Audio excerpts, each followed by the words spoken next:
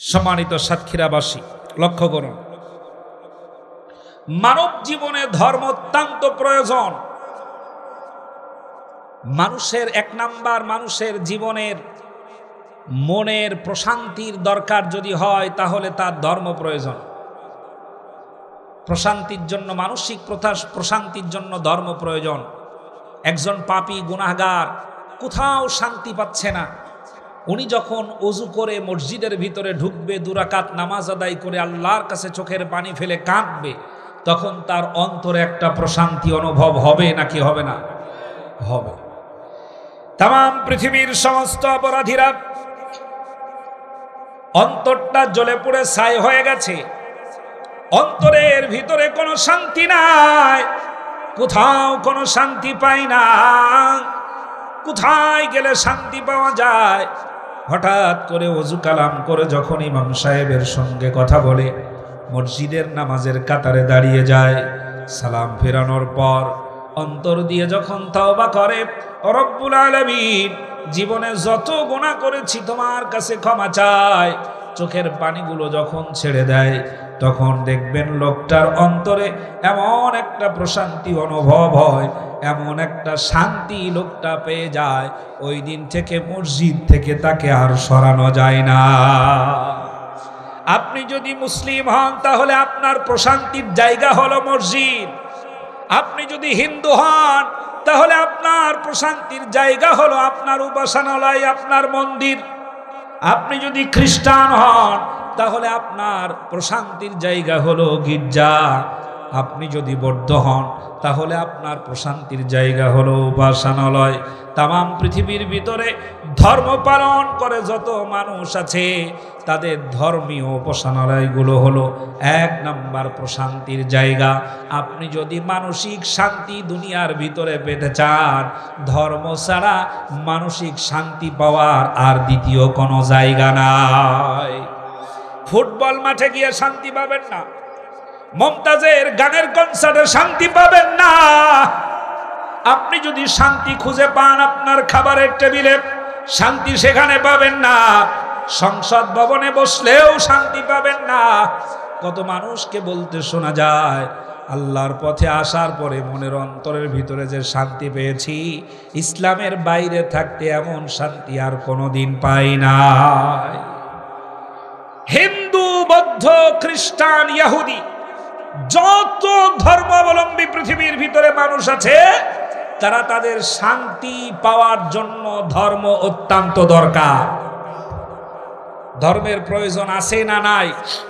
আছে। 2 নাম্বার লক্ষ্য করেন, আপনি যদি আপনার জীবনের নিরাপত্তা চান, আপনার জীবনের নিরাপত্তার জন্য ধর্ম দরকার। কি দরকার? ধর্ম দরকার। আপনি যদি আপনার জীবনের নিরাপত্তা চান, এই নিরাপত্তা প্রতিষ্ঠা করার জন্য ধর্ম প্রয়োজন, অত্যন্ত প্রয়োজন। এবার বলেন, অন্যায়ভাবে কাউকে হত্যা করা হারাম, এই শিক্ষা কার? ধর্মের। কোথাকার শিক্ষা এটা? জোরে বলেন, আমার সাথে কথা বলেন, কোথাকার শিক্ষা এটা? ধর্মের শিক্ষা। অন্যায়ভাবে কাউকে হত্যা করা ধর্মের শিক্ষা। ধর্ষণ করা গুনাহের কাজ, কোন জায়গার শিক্ষা? ধর্মের শিক্ষা। চুরি করা মহাপাপ, কোন জায়গার শিক্ষা? মিথ্যা বলা পাপ, কোন জায়গার শিক্ষা? ধর্মের শিক্ষা। আপনি যদি আপনার নিজের জীবনের নিরাপত্তা চান, নিরাপত্তা প্রতিষ্ঠা করতে হলে পরে আপনার সেখানে অবশ্যই ধর্ম দরকার। আপনার ধর্ম দিয়েই জীবনের নিরাপত্তা আসবে। আপনারা যা বানিয়েছেন তা দিয়ে এই পৃথিবীর মানুষের নিরাপত্তা, জীবনের নিরাপত্তা আসবে না।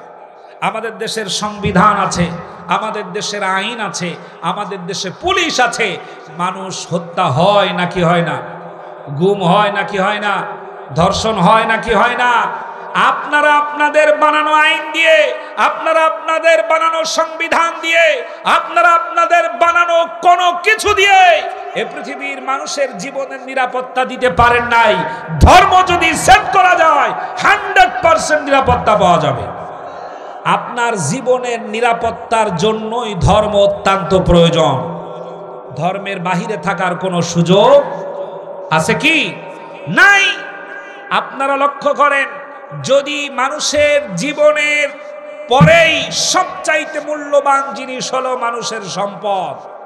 আপনি যদি আপনার সম্পদ রক্ষা করতে চান, আপনার জমি জায়গা রক্ষা করতে চান, আপনার ঘর বাড়ি রক্ষা করতে চান, আপনার ব্যাংক ব্যালেন্স রক্ষা করতে চান, তাহলে সেখানে ধর্ম দরকার। চুরি করা যাবে না, কার শিক্ষা বলেন? চুরি করা যাবে না, কার শিক্ষা? ধর্মের শিক্ষা। পৃথিবীর কোন ধর্ম চুরিকে সাপোর্ট করে কি? চুরিকে সাপোর্ট করে না। পৃথিবীর কোন ধর্ম অন্যায়ভাবে কারো সম্পদ আত্মসাৎ করা সাপোর্ট করে? সাপোর্ট করে না। ধর্ম আপনাকে যে শিক্ষা দেয়, ওই শিক্ষাটাই যদি প্রতিষ্ঠিত করা যায়, তাহলে আপনার সম্পদ নিরাপদে থাকবে। আর ওটা যদি তুলে দেওয়া যায়, তাহলে চুরি করার পথ আরো বেশি প্রশস্ত হয়ে যাবে। বর্তমান আমাদের দেশে যে সকল রাজনীতিবিদেরা ধর্ম থেকে আমাদেরকে আলাদা করতে চাচ্ছে, ওরা আসলে ধর্ম থেকে আলাদা করতে চাচ্ছে না, ওরা নিজেদের পাপের মহাসড়ক তৈরি করার জন্য ধর্মকে বন্ধ করে দিতে যাচ্ছে তারা। এজন্য আগামীতে আমরা দেখেছি এই 54 বছরের ইতিহাসে, এই 54 বছরের ইতিহাসে আমরা দেখেছি 71-এর সংবিধান, আমরা দেখেছি 72-এর সংবিধান, আমরা দেখেছি আইয়ুব খানের শাসন, বঙ্গবন্ধুর ভাষণ, জিয়াউর রহমান কেটেছিলেন খাল, এরশাদ চাচার নানান তাল, ফখরুদ্দিন মঈনুদ্দিন, শেখ হাসিনা, বেগম খালেদা জিয়া, সব দেখা শেষ। নিরাপত্তা পেতে হলে এই দেশকে সাজাতে হবে আল্লাহর কোরআনের বাংলাদেশ। যারা বলেন ঠিক কিনা? পক্ষে কারা আছেন দেখি হাত উঁচু করে বলেন আল্লাহু আকবার। আল্লাহর আইন চালু হোক চান কেন? এই জন্য চাইবেন, নিজের জীবনের নিরাপত্তার জন্য আল্লাহর আইন দরকার, নিজের সম্মান ঠিক রাখার জন্য আল্লাহর আইন দরকার, নিজের সম্পদ ঠিক রাখার জন্য আল্লাহর আইন দরকার। ঠিক কিনা? আল্লাহর আইন আমাদের প্রয়োজন আছে না নাই? এখন আল্লাহর আইনের কথা বললে আমাদের ভিতরে, নামাজীদের ভিতরে কি কি অসুবিধা হয় লক্ষ্য করেন। আল্লাহ রাব্বুল আলামিন বলেন, যালিকা বিআন্নাহুম কারিহু মা আনজালাল্লাহু ফাআহবাতা আমালাহুম। সাতক্ষীরার ভাইরা শুনে যান, স্থানীয় নেতৃবৃন্দ শুনে যান, ও নামাজি ভাইরা শুনে যাও, আওয়ামী লীগের বন্ধুরা শুনে যাও, বিএনপির ভাইরা শুনে যাও, তাবলীগ জামাতের ভাইরা শুনে যান, আহলে হাদিসের ভাইরা শুনে যান। নামাজ পড়েন, রোজা রাখেন যারা, তারা তাদের প্রত্যেকেই বলছি ভালো করে কান লাগিয়ে শুনে যান। সাতক্ষীরার নারীরা শুনে যান, সাতক্ষীরার পুরুষেরা শুনে যান।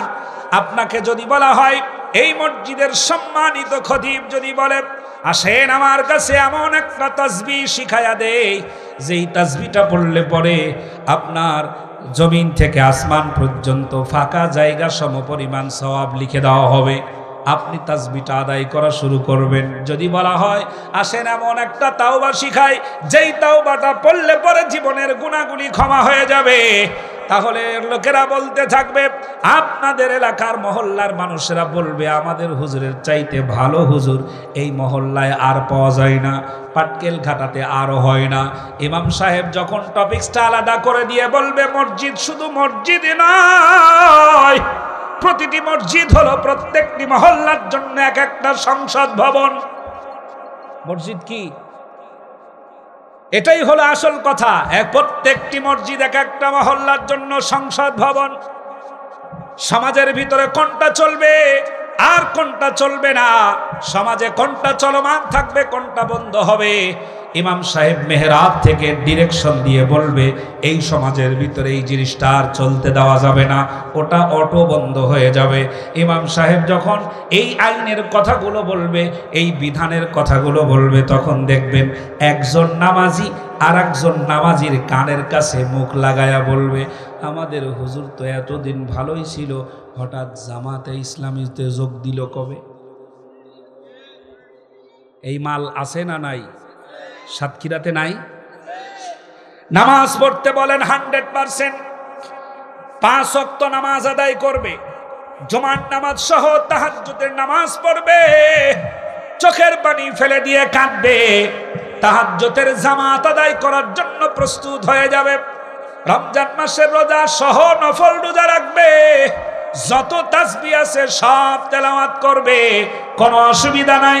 লোকটার কাছে আপনি যখনই আল্লাহর আইনের কথা বলবেন, তখন লোকটা বলবে, ভাই আমি একজন নিরপেক্ষ মানুষ, আমার কাছে রাজনীতির গল্প করবেন না। ও নামাজি আর রোজাদার আর তাসবিহ তাহলিল তেলাওয়াতকারী, কোরআন তেলাওয়াতকারী বান্দারা শোনো, যালিকা বিআন্নাহুম কারিহু মা আনজালাল্লাহু ফাআহবাতা আমালাহুম। আল্লাহর পক্ষ থেকে নাজিল হওয়া কোনো একটা বিষয় যদি তোমার কাছে তিতা মনে হয়, তোমার কাছে যদি বিরক্তিকর মনে হয়, তোমার কাছে যদি রাজনীতি মনে হয়, আল্লাহ বলেন ফাআহবাতা আমালাহুম, তামাম জীবনের অর্জিত সমস্ত আমল মুহূর্তের ভিতরে ধুলি কণায় পরিণত করে দেব। জীবনে যত আমল কামাই করেছো সব ধুলি কণায় পরিণত করে দেওয়া হবে যদি আল্লাহর আইন তোমার কাছে ভালো না লাগে। তাবলীগের ময়দানে চলে যান, লক্ষ লক্ষ মুসল্লি উপস্থিত হয়েছে, সমস্ত আমিরেরা উপস্থিত হয়ে গেছে, যারা মুতাকাল্লিম কথা বলবেন যারা তারা উপস্থিত হয়েছে। ওইখানে গিয়ে যদি আপনি বলেন, হুজুর বাংলাদেশে আল্লাহর আইন প্রতিষ্ঠার ব্যাপারে এখান থেকে একটা মেসেজ গোটা জাতিকে দিয়ে দেন, ওখান থেকে আপনার কোশ্চিনের উত্তর আসবে এটা বাংলাদেশ তাবলীগ জামাত, এটা কোনো রাজনৈতিক দল না, এখানে রাজনীতির কোনো কথা বলা যাবে না। আসবে নাকি আসবে না? কথা প্রত্যেকেই বলবে, হুজুর আমরা কোন রাজনীতির সাথে জড়িত নই।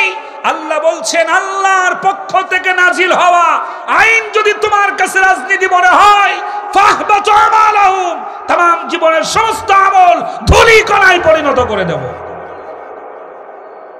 এখানে উলামায়ে কেরাম আছেন, লক্ষ্য করেন, কারিহু মা আনজালাল্লাহ। কারিহু শব্দ লিখতে 5টি অক্ষর লেগেছে, কাফ, র, হা, ওয়াও, আলিফ। মাদ্দা হচ্ছে 3টা, কাফ, র, হা। মাদ্দা কি? কাফ, র, হা। কুরহুন, কুরহুন শব্দের অর্থ হলো তিতা, বিরক্তিকর, অপছন্দের। ঠিক আছে, তিতা, বিরক্তিকর, অপছন্দের। প্লিজ লক্ষ্য করুন, তাফসীর মাহফিল খেয়াল করেন, আল্লাহর আইন যদি আপনার কাছে তিতা লাগে, আল্লাহর আইন যদি আপনার কাছে বিরক্তিকর মনে হয়, আল্লাহর আইন যদি আপনার কাছে অপছন্দের মনে হয়, যত বড় আল্লাহর ওলি হন, আপনার সমস্ত আমল ওই সময় ধুলি কণায় পরিণত হয়ে গেছে। ঘোষণাকার, আমি হাদিস বলি নাই যে আপনি বলবেন মতন ঠিক নাই, আমি হাদিস বলি নাই যে আপনি বলবেন এটা জাল হাদিস, আমি হাদিস বলি নাই যে আপনি বলবেন এটা জয়ীফ হাদিস। আল্লাহর কোরআনের স্পষ্ট বর্ণনা। নিশ্চয় আপনারা এখানে এই বাজারের নাম কি জানো? হ্যাঁ, পুরার বাজার। এই পুরার বাজারের চায়ের দোকানে বসে আপনারা নিশ্চয়ই চা পান করেন অনেকেই। যারা চিনি দিয়ে চা পান করেন, হঠাৎ করে দোকানদার যদি চিনি ছাড়া চা দেয়, তাহলে রেগে যাবেন না খুশি হবেন? রেগে যাবেন। আপনি বলবেন, বেটা 5 টাকা নিবি কি খামাখা, চিনি দিস নাই কেন? আপনার কাছে চিনি ছাড়া চা যেমন অপছন্দের, আল্লাহর পক্ষ থেকে নাজিল হওয়া সংবিধান যদি এতটুকু অপছন্দের মনে হয়, ফাহবাতু আমালাহুম, সমস্ত আমল ধুলি কণায় পরিণত হয়ে যাবে।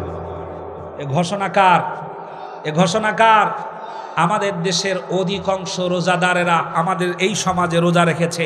রোজা রাখার মানুষের কোনো অভাব নাই, ইফতারি দেওয়ার মানুষের কোনো অভাব নাই, ইতিকাফ করার লোকের কোনো অভাব নাই। কিন্তু আল্লাহর আইন বাস্তবায়নের কথা বললেই অনেক রোজাদাররাই বলবে রাজনীতির কোনো বিষয় মসজিদে আলোচনা করা ঠিক না। ঠিক কিনা? ওই যে আমাদের সাবেক একজন এমপি পাপিয়া, তিনি বলছেন যে মসজিদের ইমাম সাহেব সবার ইমাম, তিনি একজন মানুষের জন্য সমর্থন চাইবেন, এটা হতে পারে না, এটা কোন ফতোয়ায় জায়েজ? এখন আমি আপনাদেরকে বলি, এই পৃথিবীতে দল কয়টা? জোরে বলেন, পৃথিবীতে দল কয়টা? একটা আল্লাহর দল, আর একটা কার দল? শয়তানের দল। এই ঘোষণা কি হাদিস না কোরআন? এই ঘোষণা হাদিস না কোরআনের? কোরআনের ঘোষণা অনুযায়ী দল হলো দুইটা। আল্লাহ পাক স্পষ্ট করে বলেছেন ফারিকুম ফিল জান্নাতি ওয়া ফারিকুম ফিস সাইর। দল হলো দুইটা। আল্লাহর দলের পক্ষে কাজ করা প্রত্যেকটি ইমানদারের জন্য দায়িত্ব। দায়িত্ব দিয়েছেন কে? দায়িত্ব দিয়েছেন কে? সুতরাং ধর্মকে কোন জায়গা থেকে আপনি বাদ দেওয়ার চেষ্টা করলে এহকাল পরকাল দুইটাই কি হবে? শেষ হয়ে যাবে।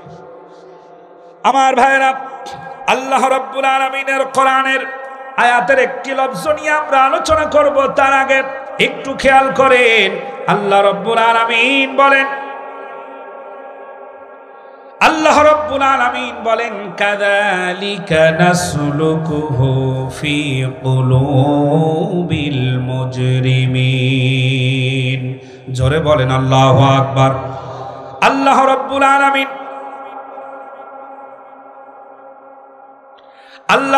আলামিন বলেন কাযালিকা নাসলুকুহু ফি কুলুবিল মুজরিমিন।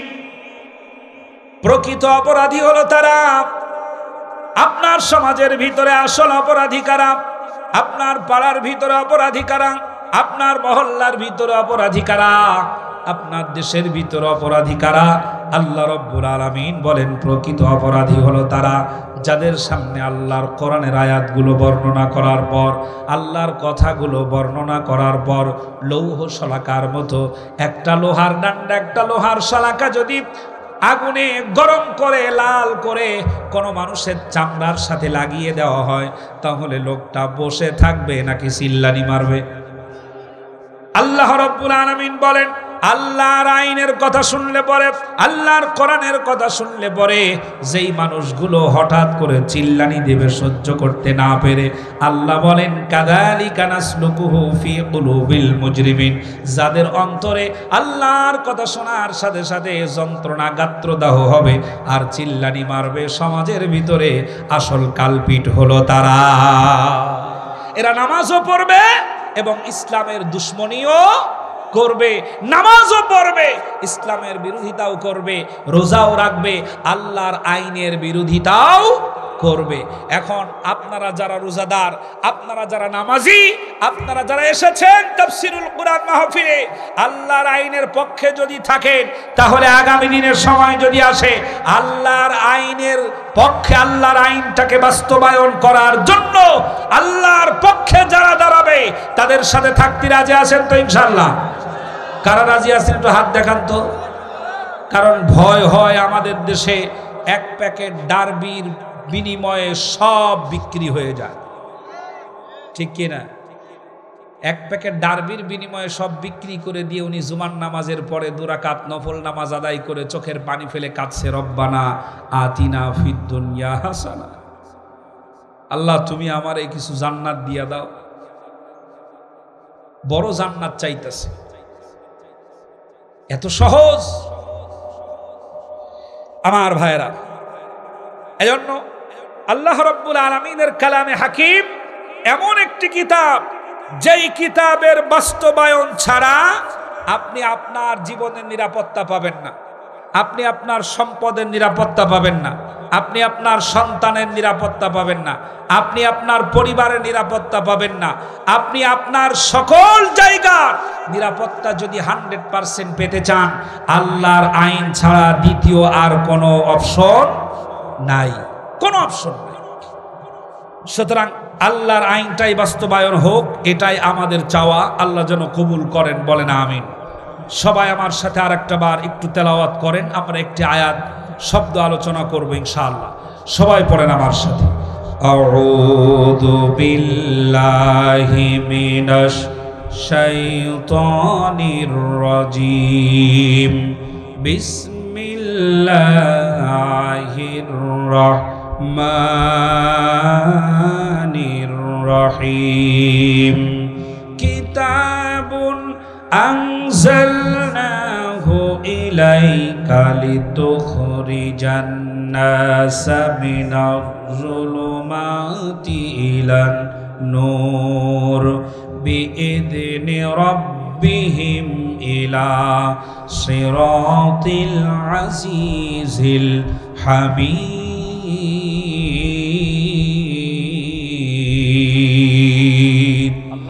আল্লাহ রাব্বুল আলামিন বলেন আলিফ লাম রা কিতাবুন আনজালনাহু ইলাইকা কিতাবুন মানে এটি একটি কিতাব আনজালনাহু ইলাইকা আপনার উপরে নাজিল করা হয়েছে লিতুখরিজান নাসা মিনাজ জুলুমাতি ইলান নূর যেন আপনি মানুষদেরকে আল্লাহর দিকে আলোর দিকে অন্ধকার থেকে মানুষদেরকে আলোর দিকে আনতে পারেন ইয়ানি আপনি যেন মানুষদেরকে আল্লাহর দিকে ডাকতে পারেন মানুষদেরকে যেন আপনি ইসলামের দিকে আহ্বান জানাতে পারেন সমস্ত অন্ধকার থেকে আলোর দিকে মানুষদেরকে যেন আপনি আনতে পারেন এই জন্য আপনার কাছে একটা বড় হাতিয়ার দিয়ে দিলাম সেটার নাম হলো কোরআন জোরে বলেন আল্লাহু আকবার আল্লাহ রাব্বুল আলামিন সমস্ত অন্ধকার থেকে আমাদেরকে আলোর দিকে বের করে আনার জন্য আসমান থেকে একটা কিতাব নাজিল করলেন কিতাবটার নাম কোরআন কি নাম আল্লাহর কোরআনের দ্বারাই অন্ধকার থেকে আপনি আলোর দিকে বেরিয়ে আসতে পারবেন আজকের সমাজের ভিতরে যত জায়গায় অন্ধকার দেখতে পান সমস্ত অন্ধকার থেকে গোটা জাতিকে যদি আলোর দিকে আনতে চান আল্লাহর পক্ষ থেকে নাজিল হওয়া আল্লাহর কোরআন ছাড়া আলোর দিকে আনা অন্য কোনো আর দ্বিতীয় রাস্তা নাই আছে কোনো রাস্তা গোটা জাতি যেন ভালো থাকে সেটার জন্য চেষ্টা করেছে সরকার সেটার জন্য চেষ্টা করেছে বুদ্ধিজীবীরা সেটার জন্য চেষ্টা করেছে প্রশাসন সেটার জন্য চেষ্টা করেছে আর্মি সেটার জন্য চেষ্টা করেছে বিডিআর সেটার জন্য চেষ্টা করেছে প্রশাসন আমার দেশের সমস্ত রাজা বাদশারা তাদের বক্তব্য হলো এই আমাদের দেশের মানুষ যেন শান্তিতে বসবাস করতে পারে সেই জন্য আমাদের এত চেষ্টা প্রচেষ্টা আসলে কি মানুষ শান্তিতে বসবাস করতে পারছে নাকি অশান্তি আছে আপনি যদি বলেন যে আমার জীবনে তো কোনো অশান্তি নাই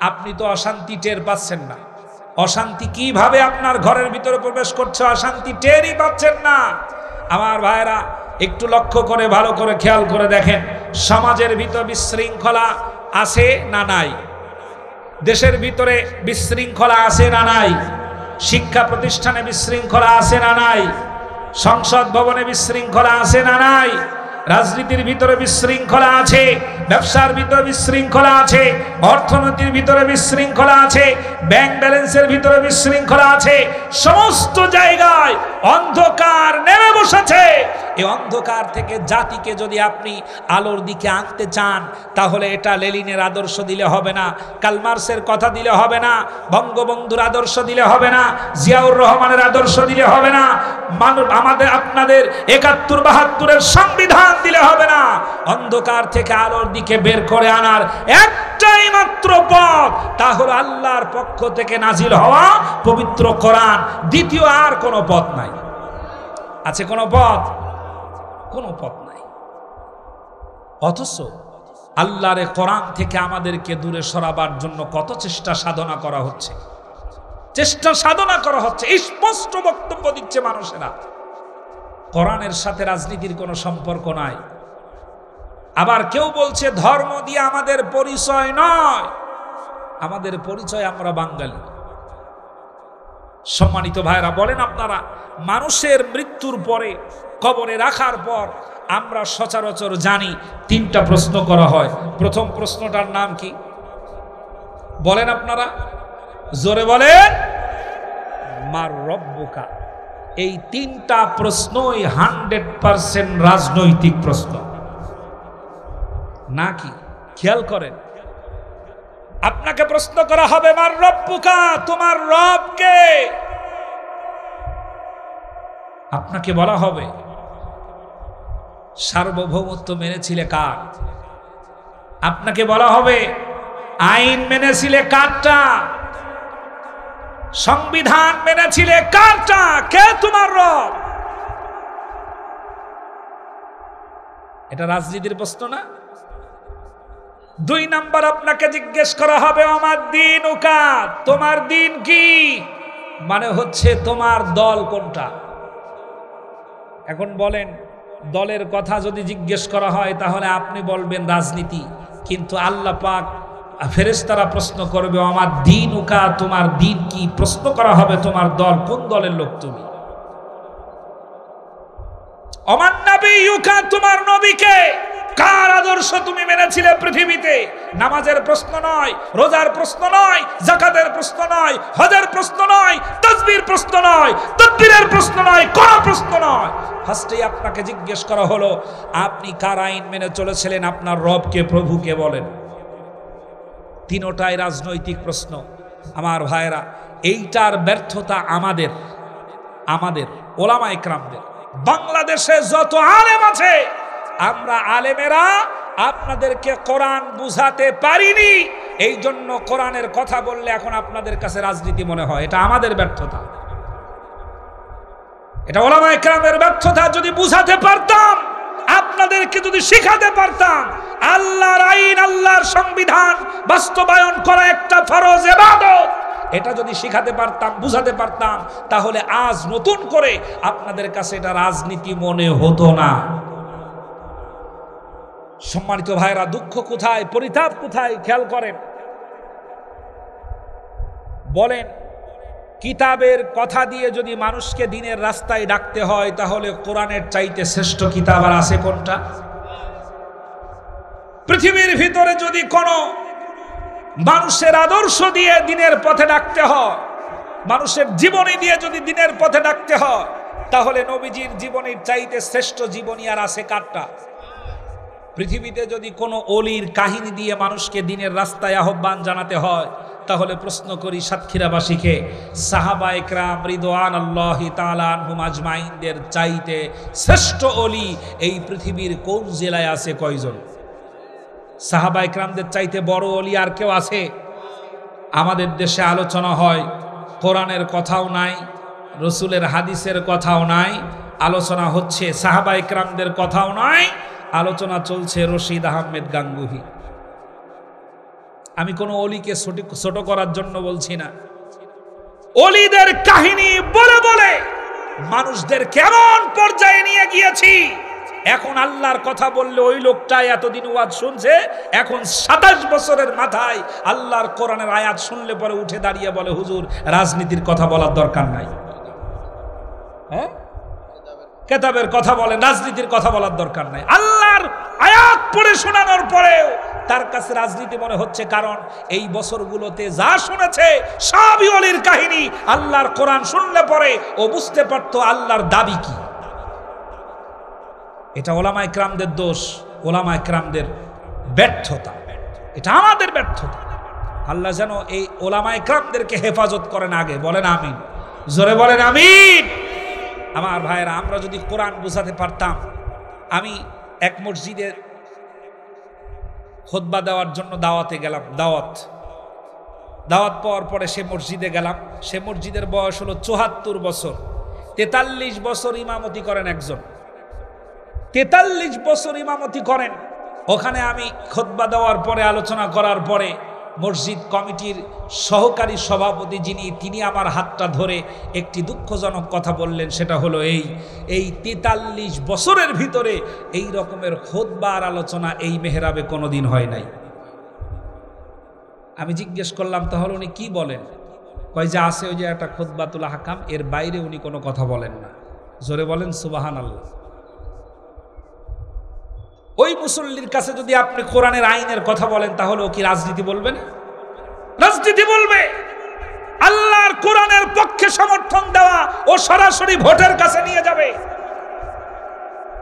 আপনাকে অপরাধী সাব্যস্ত করে ফেলবে। আমার প্রিয় ভাইয়েরা, এজন্য ওলামা ইকরাম আমাদের চরম ব্যর্থতা। জাতিকে আমরা কোরআনের আইন বোঝাতে পারিনি, সেখানে আমাদের সবচাইতে বড় অন্ধকার। এই অন্ধকার দূর করতে হলে আল্লাহর পক্ষ থেকে নাজিল হওয়া কোরআন ছাড়া অন্য কোনো রাস্তা আছে কি? নাই। মিনাজ জুলুমাতি ইলান নূর, যেখানে যাবেন সেখানে অন্ধকার, যেখানেই ঢুকবেন সেখানেই অন্ধকার। মেম্বারের ভিতরে যাবেন, সেখানেও অন্ধকার। চেয়ারম্যানের মধ্যে যাবেন, সেখানেও অন্ধকার। রাষ্ট্র পরিচালনার ভিতরে যাবেন, সেখানেও অন্ধকার। এত বড় চিন্তা যদি আপনার না থাকে, তাহলে আপনার পরিবারের ভিতরে ঢোকেন, সেখানেও অন্ধকার। আমার ভাইয়েরা, আপনার 10 বছরের সন্তান এমন অন্ধকারে নিমজ্জিত হয়ে পড়েছে, মোবাইল ছাড়া কিচ্ছু বোঝে না। ঘরের ভিতরে একা একা থাকে, মোবাইলের ভিতরে নেটের সব দুনিয়ার ভিতরে ঘুরে বেড়ায়। আপনার ছোট্ট বাচ্চাটা এমন অন্ধকারের ভিতরে চলে গেছে, এই অন্ধকার আর একটা অন্ধকার তার মাথার উপরে চাপায়া দিয়েছে। জোরে বলেন নাউজুবিল্লাহ। আমার ভাইরা, আমাদের দেশে করোনা শুরু হলো। করোনা শুরু হওয়ার পরে স্কুল কলেজগুলো বন্ধ হয়ে গেল।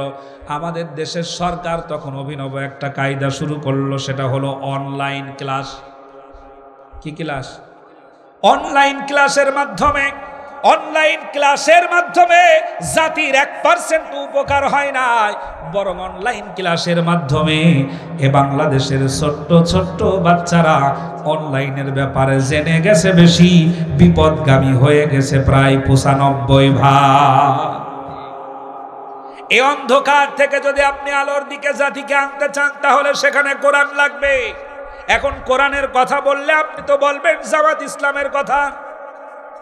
কোরআনের কথা বললে আপনার কাছে মনে হবে এটা বাংলাদেশ জামাত ইসলামের কথা।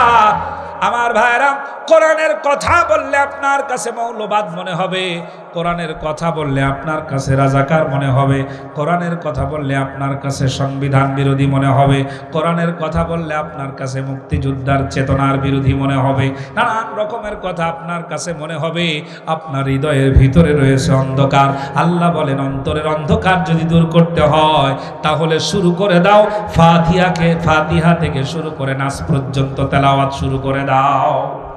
আল্লাহ রাব্বুল আলামিনের কোরআনুল কারীমের ভিতরে আল্লাহ রাব্বুল আলামিন বলেন, ফাইদা ক্বারাতাল কুরআনা ফাসতাঈদ বিল্লাহি মিনাশ শাইতানির রাজীম। জোরে বলেন আল্লাহু আকবার। আমার ভাইরা, আল্লাহর কোরআনুল কারীম তেলাওয়াতের আগে শয়তান বন্ধ করার কথা আল্লাহ রাব্বুল আলামিন এই জন্য বলেছেন। একটু ভালো করে লক্ষ্য করে বুঝবেন। আমার ভাইয়েরা, কোরআনুল কারীম তেলাওয়াত করে আপনাদের এই সমাজের ভিতরে কোরআন পড়তে পারে বিরাট একটা সংখ্যা পাওয়া যাবে। পুরো সাতক্ষীরা জেলার ভিতরে কোরআন তেলাওয়াত করতে পারে বিরাট একটা সংখ্যা পাওয়া যাবে। তামাম বাংলাদেশে যত মানুষ আছে আল্লাহর কোরআন তেলাওয়াত করতে পারে, এই সংখ্যা যদি আপনি আলাদা করতে চান, বিরাট একটা সংখ্যা পাবেন যারা আল্লাহর কোরআন তেলাওয়াত করতে জানে। প্রশাসনের ভিতরে কোরআন তেলাওয়াতকারী পাবেন, আর্মির ভিতরে কোরআন তেলাওয়াতকারী পাবেন, হাজী সাহেবদের ভিতরে কোরআন তেলাওয়াতকারী পাবেন, মেম্বার চেয়ারম্যানদের ভিতরে কোরআন তেলাওয়াতকারী পাবেন। এরপরে আপনি এমপি মন্ত্রীদের ভিতরে কোরআন তেলাওয়াতকারী পাবেন। সরকার বাহাদুর যারা হয় তাদের ভিতরেও কোরআন তেলাওয়াতকারী পাবেন। কোরআন তেলাওয়াত করতে পারে বিরাট একটা সংখ্যা খুঁজে পাবেন।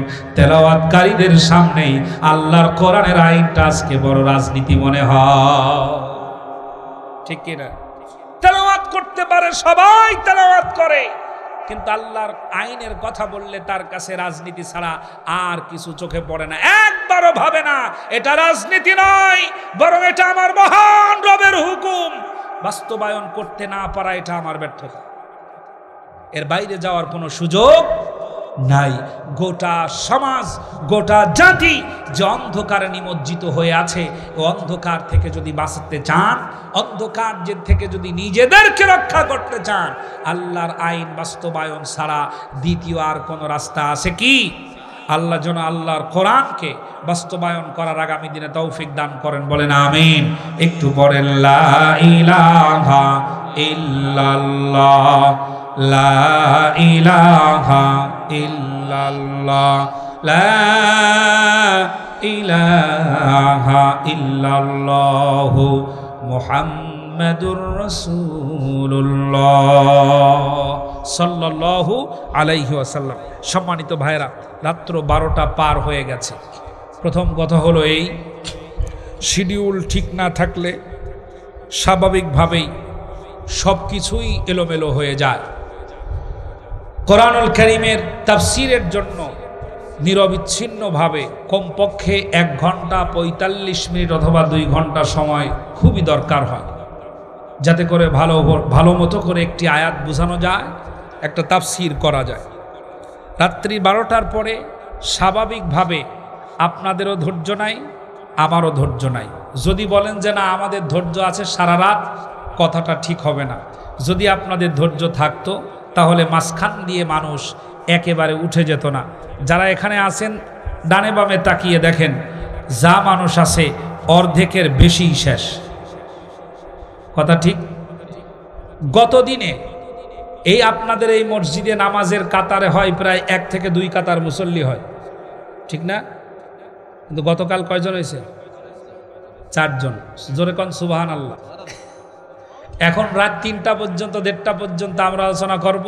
আগামীকাল দেখবেন ইমাম আর মুয়াজ্জিন ছাড়া আর কেউ নাই। আল্লাহ আমাদের হেফাজত করেন। আমি প্রিয় ইকবাল ভাইকে বারবার বলেছিলাম যে ভাই, কতবার জিজ্ঞেস করেছিলাম আমাকে কয়টায় দিবেন, কয়টায় দিবেন। আল্লাহ তাআলা আপনাদের হেফাজত করেন। আল্লাহ পাক আজকের এই কষ্টের যে আয়োজন, এই আয়োজনটাকে আল্লাহ তাআলা যেন কবুল করেন। অল্প কয়েকদিন আগে বাগেরহাট থেকে ফেরার পথে আমি মারাত্মকভাবে অ্যাক্সিডেন্ট করেছিলাম। গাড়ির পিছনে বসেছিলাম, পিছন থেকে বাস এসে পিছন সাইডটা একেবারে দুপড়ে মুচড়ে মিশিয়ে দিয়েছে। তাৎক্ষণিকভাবে প্রশাসন, পুলিশ এবং আর্মির ভাইয়েরা এসে এবং গাড়ির যে ড্রাইভার ছিল প্রত্যেকেরই ধারণা যে আমি হয়তো মারা গেছি। প্রত্যেকেই বলাবলি করছে যে পিছনে যিনি আছেন তিনি হয়তো আর বেঁচে নাই, উনি মারা গেছেন। তো আমি এই কথা যখন শুনতে পাচ্ছি যে সবাই বলছে মারা গেছি, তখন আমি দরজা একটু হাত দিয়ে ধাক্কা দিচ্ছি। একজন আর্মির অফিসার এসে বললেন যে ভাই তো মনে হয় বেঁচে আছে। তখন দরজা খুলে আমাকে বের করা হলো। না হলে বিগত 6 তারিখেই হয়তো আমার জানাজা হয়ে যেত। মারাত্মক ওই অ্যাক্সিডেন্টের কারণে তেমন কোনো ক্ষতি হয় নাই, একটু পাঁজরে ব্যথা পেয়েছিলাম। আমি ওই গাড়িটা দেখার পরে পরবর্তীতে শুধু এতটুকুনি চিন্তা করেছি যে এইখানে আমি ছিলাম কোন জায়গায় আর বাঁচলাম কিভাবে। আমার কাছে শুধু এতটুকুনি মনে হয়, এর বেশি আর কিছু মনে হয় না যে হয়তো আল্লাহ কুদরতি হাত দিয়ে বাঁচিয়ে দিয়েছেন। না হলে প্রত্যেকের ধারণা অনুযায়ী, এবং আমিও যেটা দেখলাম যে ওইখানে ওই অবস্থায় বেঁচে থাকার কথা না। তা আল্লাহ তাআলা এখন পর্যন্ত হেফাজতে রেখেছেন, বেঁচে আছি, কোরআনের ময়দানে আছি। আপনাদের সাতক্ষীরাতে আমার আরও অনেক প্রোগ্রাম আছে, তবে প্রত্যেকটি প্রোগ্রামে আমার শিডিউল নির্দিষ্ট থাকে, হয় 9:30টায়, সর্বোচ্চ 10টায়। আল্লাহ রব্বুল আলামিন যদি আবার কখনো সাক্ষাৎ করায় তাহলে কথা হবে, দেখা হবে ইনশাআল্লাহ। তবে সাতক্ষীরাবাসীকে বলবো, কোরআনের বিজয়, সাতক্ষীরার মানুষেরা যেমন মাজলুম হয়েছে, কোরআনের বিজয়ের জয়ধ্বনি যেন এই সাতক্ষীরার মাটি থেকে হয়, প্রস্তুত থাকতে হবে। আল্লাহ আপনাদের সম্মান বাড়িয়ে দিন, আমিন। আপনাদের এখানে মোনাজাত হয় নাকি হয় না? জি, আল্লাহুম্মা আমিন। রব্বানা যালামনা আনফুসানা ওয়া ইল্লাম তাগফির লানা ওয়া তারহামনা লানাকুনান্না মিনাল খাসিরিন।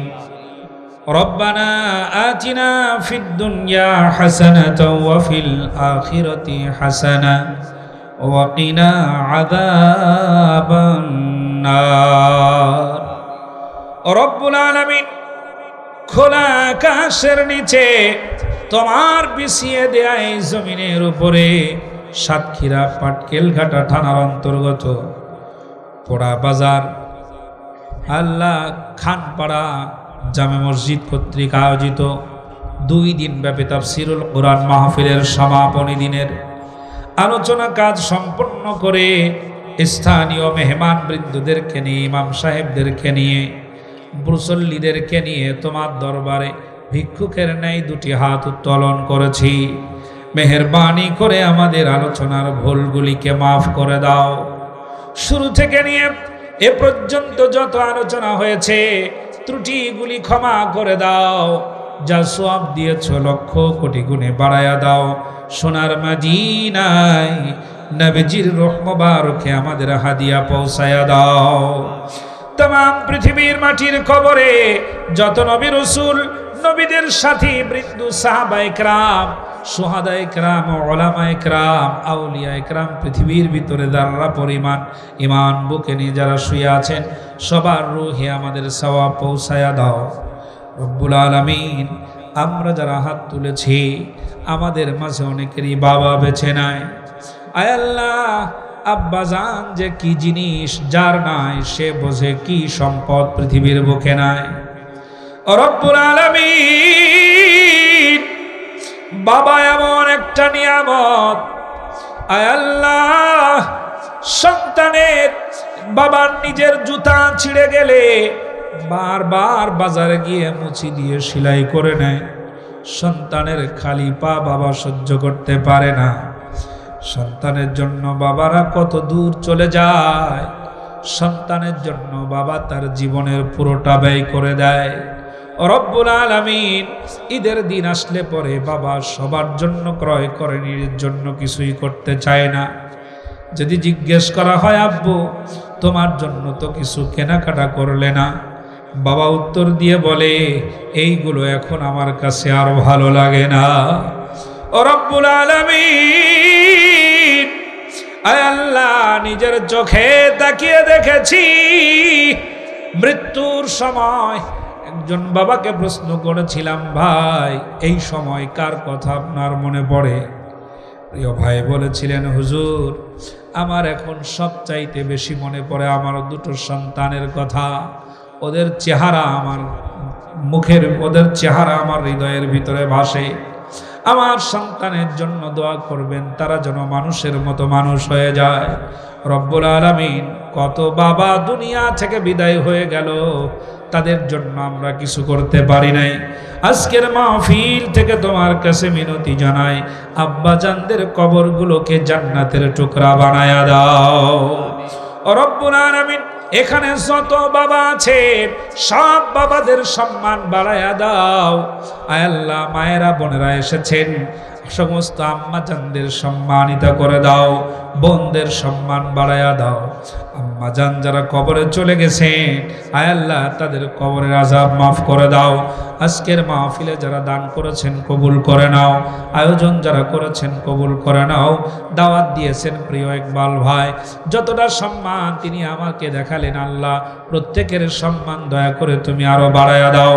মাইকিং লাইটিং করতে গিয়ে, মাহফিলের সকল কার্যক্রম পরিচালনা করতে গিয়ে বিভিন্ন সেক্টরে যে পরিমাণ যারা যতটুকু অর্থ ব্যয়, সময় ব্যয়, মেধা ব্যয়, শ্রম ব্যয় করেছেন, মেহেরবানি করে সবার পূর্ণ জাযা দান করে দাও রব্বুল আলামিন।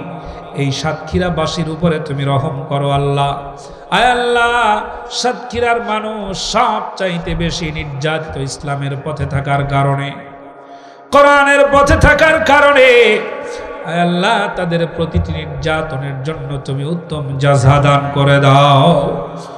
আয় আল্লাহ, তোমার দিন বিজয়ের জন্য আমরা কত জায়গায় ঘুমিয়েছি, বাড়িতে থাকতে পারি নাই, জীবন দিয়েছি, সন্তান হারিয়েছি, আয় আল্লাহ নেতৃত্ব হারিয়েছি, রাহবার হারিয়েছি। তোমার কাছে মিনতি জানাই, এইটার জন্য আমাদের অন্য কোনো চাওয়া নাই। তোমার জমিনে যেন তোমার দিনটা কায়েম হয়ে যায়, এমন একটা সকাল দেখার তৌফিক আমাদের দান করে দাও। রব্বানা তাকাব্বাল মিন্না ইন্নাকা আনতাস সামিউল আলিম ওয়া তুব আলাইনা ইন্নাকা আনতাত তাওয়াবুর রহিম। সুবহানা রাব্বিকা রাব্বিল ইজ্জাতি আম্মা ইয়াসিফুন ওয়া সালামুন আলাল মুরসালিন আলহামদুলিল্লাহি রাব্বিল আলামিন। ওয়াজআল আখিরাতি কালিমাতুল ইনদাল মাউতিনা লা ইলাহা ইল্লাল্লাহু মুহাম্মাদুর রাসূলুল্লাহ। আসসালামু আলাইকুম।